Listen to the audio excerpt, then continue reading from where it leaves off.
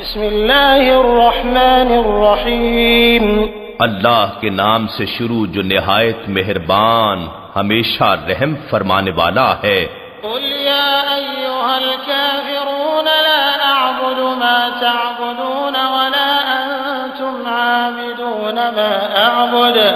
آپ فرما دیجئے اے کافرو، میں ان بتوں کی عبادت نہیں کرتا جنہیں تم پوجتے ہو، اور نہ تم اس رب کی عبادت کرنے والے ہو جس کی میں عبادت کرتا ہوں، ولا انا عابد ما عبدتم، اور نہ ہی میں آئندہ کبھی ان کی عبادت کرنے والا ہوں جن بتوں کی تم پرستش کرتے ہو، ولا انتم عابدون ما اعبد لكم دینکم ولی دین۔